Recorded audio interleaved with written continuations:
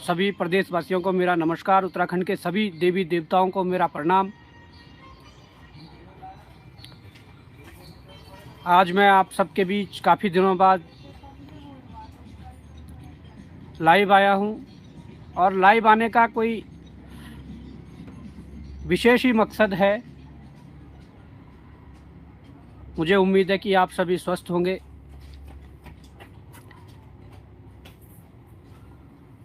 वार्ता शुरू कर रहा हूं। मैं आज यहाँ धरना स्थल पर बैठा हूँ, जहाँ पर हमारा धरना जो चल रहा है। जो लड़ाई शुरू हुई है उस लड़ाई को अंजाम पहुँचाने तक जिस स्थान पर इस लड़ाई के लिए जो हमारे सहयोगी साथी सभी बैठे हैं, आज मैं उस स्थान से आप सबके सामने लाइव आया हूं। पहले तो मैं बताना चाहूँगा कि ये जो लड़ाई है, इस लड़ाई की जो शुरुआत थी, इस लड़ाई की शुरुआत हम भी एक पढ़ने लिखने वाले छात्र थे, एक नौकरी की तैयारी करने वाला छात्र थे। इस दौरान कुछ ऐसी घटनाएं घटित होती है जिससे कि हमें लगता है या एहसास होता है या पता चलता है कि हमारे उत्तराखंड में जो एक माफियाओं की लगातार लंबे समय से, अब आप ये मान के चलिए, उत्तराखंड के छात्रों को, उत्तराखंड के अभिभावकों को मैं बताना चाहूँगा कि अब ये मान के चलिए कि उत्तराखंड बनने से अब तक ना जाने हमारे भाई बहनों के साथ कितने अत्याचार हुए हैं, ना जाने उनके हक हकूक़ों पर कितने बार डाका डल चुका है। परंतु जब हमने 2018 में इस संगठन का निर्माण किया था, गांधी पार्क में पूरे प्रदेश भर के सैकड़ों नौजवानों ने इस संगठन का निर्माण किया था, उत्तराखंड बेरोजगार संघ जिसका नाम है। और मुझे उस दौरान अध्यक्ष पद की जिम्मेदारी दी गई थी। मेरा जो कर्तव्य था, मेरी जो जिम्मेदारी थी, मैंने हमेशा उसे ऊपर रखते हुए उस चीज़ का निर्वहन किया, अपनी जिम्मेदारी का निर्वहन किया। जो टीम है, जो टीम उस दौरान थी, टीम के कई सदस्य आज बड़े बड़े पदों पर नौकरी पाकर बैठ गए हैं। उन लोगों का काफ़ी सहयोग रहा, उन लोगों ने काफ़ी संघर्ष सड़कों पर भी किया, उन लोगों ने काफ़ी संघर्ष अपने छोटे से कमरे में रहकर किया और आज वो बड़े पदों पर बैठे हैं। कुछ साथी हमारे तब से लेकर अब तक सड़कों पर संघर्ष कर रहे हैं और हमें खुशी होती है कि हमारे साथ ऐसी टीम जुड़ी हुई है, ऐसे हमारे नौजवान जुड़े हुए हैं, ऐसे हमारे बेरोजगार साथी जुड़े हुए हैं जो पूरे ईमानदारी के साथ, पूरी निष्ठा के साथ अपने काम को, जो हमारा काम जो ईमानदारी से लड़ना है, माफियाओं के खिलाफ, माफिया तंत्र के खिलाफ लड़ना है या भ्रष्टाचार के खिलाफ लड़ना है, उस जिम्मेदारी को बखूबी निभा रहे हैं। तो मैं उस समस्त टीम का पूरे दिल की गहराइयों से हार्दिक आभार और धन्यवाद करना चाहूँगा। और उसके उपरांत जो हमारे प्रदेश का युवा है, वो युवा चाहे गढ़वाल से लेकर कुमाऊं तक हो या देहरादून, हरिद्वार, रुड़की से लेकर उधम सिंह नगर तक हो, क्षेत्र से पहाड़ी क्षेत्र हो, मैदानी क्षेत्र हो, उत्तराखंड अगर है, उत्तराखंड बनने के लिए यदि संघर्ष हुआ है, उत्तराखंड का एक भूभाग अलग हुआ है, तो वो पूरा उत्तराखंड है। और उस उत्तराखंड बनने के लिए, उस उत्तराखंड जो बनाने की जो लड़ाई थी, उसमें आप सभी जानते हैं, हम सभी जानते हैं कि 42 से अधिक साधनों के बाद इस उत्तराखंड जो हमारा राज्य है ये प्राप्त हुआ था। अब आज राज्य बनने के बाद से और वर्तमान तक हमारे इस राज्य में, ये बात मैं नहीं कह रहा हूँ अपने मन से या ऐसी कोई बात है, परंतु ये दिख रहा है कि राज्य बनने से अब तक हमारी संस्कृति पर, हमारे जल जंगल जमीन पर, हमारे रोजगार पर जो कुठाराघात हुआ है, कुछ ऐसे तत्व जिन्हें उत्तराखंड के ही कुछ लोग पोषित कर रहे हैं, उन तत्वों के खिलाफ ये लड़ाई है। ऐसे माफिया तंत्र जिन्होंने हमारे आने वाले पीढ़ी की, हमारे भाई बहनों के जो भविष्य को बेचा है, उस माफिया तंत्र के खिलाफ ये लड़ाई है। इसको हम लगातार 5-6 वर्षों से लड़ रहे हैं और हमें खुशी होती है कि इन 5-6 वर्षों में हमने इस लड़ाई को लड़कर कई परिणाम दिए हैं, कई चीज़ें निकाल कर दी है। जो बिल्कुल विश्वास नहीं करते थे कि उत्तराखंड में ऐसा भी हो सकता है, उत्तराखंड में इससे युवाओं के भविष्य को बेचा जा रहा है, आज उन लोगों को भी विश्वास दिला पाए हैं। जो माँ बाप अपने बच्चों को कोसते थे कि शायद हमारा बच्चा नालायक है इसलिए वो नौकरी नहीं लग रहा है, आज उन माँ बापों को भी हमारे उत्तराखंड बेरोजगार संघ जो संगठन है, उन्होंने ये आईना दिखाया है कि आपके बच्चे नालायक नहीं थे, यहाँ का सिस्टम नालायक था। उस सिस्टम को सुधारने के लिए मुहिम चली है, उस सिस्टम को सही करने के लिए मुहिम चली है। तो मैं आप लोगों से यही कहना चाहूँ कि जैसी लड़ाई उत्तराखंड बनाने के लिए लड़ी गई थी,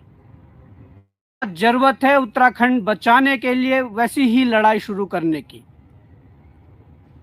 और वो लड़ाई की शुरुआत हो चुकी है। आप सभी युवा साथियों का, सभी बेरोजगार साथियों का, तमाम अभिभावक गणों का यदि सहयोग मिले, साथ में विभागों के अंदर जो बैठे हमारे ईमानदार कर्मचारी, ईमानदार अधिकारीगण हैं, तमाम ईमानदार मीडिया बंधु हैं, अगर उनका सहयोग मिले तो ज़रूर हम इस लड़ाई को अंजाम तक पहुंचा पाएंगे और एक जिस उत्तराखंड की परिकल्पना की गई थी, उस उत्तराखंड को शायद हम अपने जीते जी देख पाएंगे। मैं कहना चाहता हूं कि हम लोगों ने सड़कों पर जो लड़ाई लड़ी और उस लड़ाई में जो भरपूर समर्थन मिला, जो यहाँ के युवाओं का भरपूर समर्थन मिला, उन युवाओं का एक बार पुनः मैं धन्यवाद ज्ञापित करता हूँ। तमाम अभिभावकों का जिनका समर्थन मिला, जिनका समर्थन प्रत्यक्ष या अप्रत्यक्ष रूप से मिला, वो देहरादून भले ही ना पहुँचे हो, परंतु उन्होंने गांव-गांव से भी समर्थन दिया। उनको मैं दिल की गहराइयों से फिर से धन्यवाद ज्ञापित करना चाहता हूँ। अब लाइव आने का मेन मकसद ये भी था कि जिस प्रकार से हमने लड़ाई लड़ी, जिस प्रकार से हमने चीज़ों को सामने लाया, तमाम कष्ट हमने झेले, तमाम हमने प्रताड़नाएँ झेली, शासन प्रशासन की तमाम प्रताड़नाएँ झेली और उसके बाद हमने तमाम दबाव भी झेले हैं। आज मैं ये बात आप सबके सामने रख रहा हूँ। तमाम प्रकार के षड्यंत्र रचे जा रहे हैं हम लोगों के खिलाफ, हमारी टीम के खिलाफ, उत्तराखंड बेरोजगार संघ के खिलाफ, उत्तराखंड के युवाओं के खिलाफ तमाम जो षड्यंत्र रचे जा रहे हैं, उस षड्यंत्र से पार पाने के लिए, उन षड्यंत्रकारियों को नाकाम करने के लिए अब आप लोगों के आशीर्वाद की ज़रूरत है। इसलिए मैं आप सबके सामने लाइव आया हूँ कि अब जो लड़ाई है वो बड़ा रूप ले चुकी है। अब इस लड़ाई में ये देखना है कि जो ये धर्म युद्ध अब उत्तराखंड बचाने के लिए लड़ा जा रहा है, इस धर्म युद्ध में कौन कौन साथ है। मैं ये चाहूँगा कि तमाम प्रताड़नाएं झेलने के बाद, तमाम दबाव झेलने के बाद, तमाम मुकदमे झेलने के बाद जो नए षड्यंत्र हो रहे हैं, जो षड्यंत्र कराए जा रहे हैं, उस षड्यंत्र से निपटने के लिए, उस षड्यंत्र से पार पाने के लिए आप सबके आशीर्वाद की ज़रूरत है। आज तक हमने 5-6 सालों में जो लड़ाइयाँ लड़ी,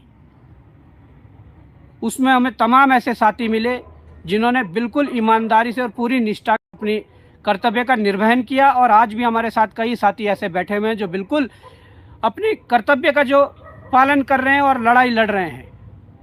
अब मैं आपको बताऊं कि 8-9 तारीख को जो लाठी चार्ज की घटना हुई, उस प्रकार की जो बर्बरता हुई, हमारे साथ एक ऐसे साथी भी थे जिनके पिता की उस दिन डेथ हुई थी। उनके पिता की मृत्यु होने के बाद भी वो साथी वहाँ पर डटा रहा, फिर वहाँ से रात को जाता है और घर पहुँचता है तो तमाम वो चीज़ें देखता है कि उनके पिताजी की मृत्यु हुई है। उस कार्य को निपटाने के बाद वो लगातार फिर से, हम जेलों के अंदर थे, वो लगातार बाहर से पूरे दमखम के साथ, पूरी ईमानदारी के साथ फिर से लगा रहा। तो मतलब ऐसे साथी हमारे साथ है, उनका शायद हम ऋण कभी चुका भी नहीं पाएंगे। ऐसी टीम हमारे साथ है और उम्मीद है कि मैं इस आह्वान के साथ आप सबके सामने आ रहा हूं कि प्रदेश भर के जो युवा साथी, प्रदेश भर के जो अभिभावक हैं, जो भी हमारे साथ जुड़ना चाहता है वो जुड़े, क्योंकि मैं कहना चाहता हूं कि ये लड़ाई अब बड़ा रूप ले चुकी है और इस लड़ाई को अब पूरे प्रदेश स्तर पर लड़ा जाएगा। मैं आप लोगों की जानकारी के लिए ये बता दूं कि हमारे पास तमाम विभागों के भ्रष्टाचार आ चुके हैं। तमाम भ्रष्टाचारी हमारे जो सफेद पोश हैं या भ्रष्टाचारी जो अधिकारी हैं, उनके काली करतूतें, उनके काले कारनामे हमारे पास आ चुके हैं। इसलिए इस लड़ाई को बृहद रूप देना जरूरी है और मैं आप सबको विश्वास दिलाता हूं कि उत्तराखंड बेरोजगार संघ की टीम पूरी ईमानदारी के साथ इस लड़ाई को लड़ेगी। जिस जोश के साथ आज तक इस लड़ाई को लड़ा है, पूरे उस जोश के साथ, उस जोश से भी दोगुने जोश के साथ इस तमाम समस्याएं सामने आ रही है। लगातार हम 5-6 वर्षों से लड़ रहे थे, तो जब भी हमारे आंदोलन होते थे, जब भी धरना प्रदर्शन चलते थे, तो कई लोग आते थे और कहते थे कि हम आपको तन मन धन से सहयोग करना चाहते हैं। तन मन धन से सहयोग करने का मतलब ये था कि वो बिल्कुल हमारे साथ खड़े थे, परंतु उस दौरान कोई ऐसी सुविधा नहीं थी कि हम तन मन से तो सहयोग ले पा रहे थे परंतु धन से सहयोग नहीं ले पा रहे थे। और आज षड्यंत्रकारी जो हर समय हमें कोर्ट कचहरी के चक्कर लगवा रहे हैं, या जो मुद्दे हमारे पास आए हैं, अब जिन मुद्दों पर लड़ाई लड़ने वाली है वो सड़कों से लेकर अब न्यायालय तक की लड़ाई है और हमें नहीं पता कि किस प्रकार से वो न्यायालय में उसमें कितना खर्चा आना है, क्या है। पर मैं ये विश्वास दिलाता हूँ कि अब हम लोगों ने उत्तराखंड बेरोजगार संघ का जो प्रॉपर अकाउंट होता है, जिसका प्रत्येक वर्ष ऑडिट होगा, जिसका मार्च फाइनल में प्रत्येक वर्ष ऑडिट होगा, वो अकाउंट खुलवा चुके हैं। अब जो लोग उस दौरान कहते थे कि हम आप लोगों को तन मन धन से सहयोग करना चाहते हैं, तो अब बेझिझक होकर उत्तराखंड बेरोजगार संघ को आप तन मन धन से सहयोग कर सकते हैं, क्योंकि उसके लिए एक प्रॉपर अकाउंट बन चुका है जिसमें आय और व्यय का जो खर्चा होगा उसकी पूरी जो जिम्मेदारी है वो हमारे संगठन के लोग संभालेंगे और उसमें जो आय व्यय होगा उसका भी पूरा विवरण सबके सामने होगा, क्योंकि उसके जो ऑडिट मार्च फाइनल हमेशा होता है उसमें होगा। अब प्रॉपर अकाउंट भी खुल चुका है तन मन धन से। अब जो भी सहयोग है, क्योंकि आप लोगों के सहयोग की बहुत ज़रूरत है। अब ये लड़ाई बृहद रूप लेगी और मैं कहना चाहता हूँ कि बृहद रूप लेना भी लाजमी है, क्योंकि जिस प्रकार के भ्रष्टाचार, जिस प्रकार के कागजात, जिस प्रकार की चीज़ें हमारे पास आई है, अब मुझे नहीं लगता कि अब हमें चुप रहना चाहिए। प्रदेश भर के नौजवानों से, प्रदेश भर के अभिभावकों से, प्रदेश भर के मीडिया बंधुओं से, प्रदेश भर के जो तमाम ईमानदार कर्मचारी और अधिकारीगण हैं, उन लोगों से मेरा निवेदन है कि अब ये लड़ाई बृहद रूप लेगी। इस लड़ाई को लड़ेंगे, अब जिस हद तक भी जाना पड़े, अब हमें जो भी करना पड़े, इस लड़ाई को लड़ेंगे। मेन मकसद हमारा यही लाइव आने था कि अब इस लड़ाई को लड़ेंगे। परंतु मैं उन युवाओं से भी एक बार कहना चाहूँगा, जिन युवाओं के लिए लड़ाई लड़ी जा रही है, जिन युवाओं के लिए सीबीआई जांच, जो पारदर्शिता लाने के लिए सीबीआई की बात की जा रही है, सीबीआई की मांग की जा रही है, अगर एकता विहार धरना स्थल पर धरना चल रहा है तो मैं ये नहीं कहूँगा कि आप रोज़ आकर यहाँ बैठ जाइए। मैं ये नहीं कहूँगा कि आप सैकड़ों की संख्या में, हज़ारों की संख्या में रोज़ आप यहाँ आकर बैठ जाइए, परंतु जब भी कभी किसको टाइम लगता है 5-10 मिनट के लिए, आधे घंटे के लिए ज़रूर एकता विहार आएँ, क्योंकि यहाँ पर जो भाई लोग बैठे हैं, हमारा भी कभी इधर उधर जाना होता है तो ये जो भाई लोग यहाँ पर डटे हुए हैं, इनका मनोबल बढ़ेगा। आप लोग आओगे तो इनका मनोबल भी बढ़ेगा। परंतु मैं ये कहना चाहता हूँ कि इस जगह से ही, जो जगह चिन्हित हुई है एकता विहार, इस जगह से ही रणनीतियाँ बनेंगी, इस जगह से ही प्रदेश को बचाने की जो लड़ाई लड़ी जाएगी, यहीं से रणनीतियाँ बनेगी। आप जरूर दें, आप अपना सुझाव भी दें, परंतु जो लड़ाई शुरू होने वाली है, जिन जिन चीज़ों के खुलासे करने वाले हैं, वो आप भविष्य में लगातार देखते रहेंगे अब, क्योंकि ये लड़ाई की शुरुआत हो चुकी है। तो मैं यही दोस्तों आप लोगों से फिर से एक बार हाथ जोड़कर निवेदन करता हूं कि वास्तव में ज़रूरत है उत्तराखंड को बचाने की लड़ाई जो लड़ी जा रही है, उस लड़ाई लड़ने के लिए। यहाँ पर हमारे रोजगार पर कुठाराघात हो रही है, हमारे जल जंगल जमीन पर कुठाराघात हो रही है, तो ये अब सहेंगे नहीं। अगर उत्तराखंड में कुछ है तो उस पर पहला अधिकार यहाँ के निवासियों का होना चाहिए। अभी समस्याएं बहुत हैं और उन समस्याओं का निपटारा करने के लिए, उन समस्याओं से उभरने के लिए एक ऐसी जंग लड़ना जरूरी है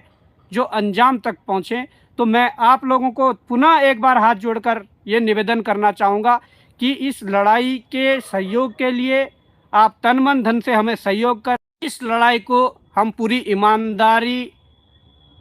के साथ आगे बढ़ाएंगे,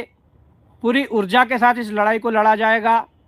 तो मैं इन्हीं शब्दों के साथ आप सभी से विदा लेता हूँ। जय हिंद, जय भारत, जय उत्तराखंड, जय देवभूमि।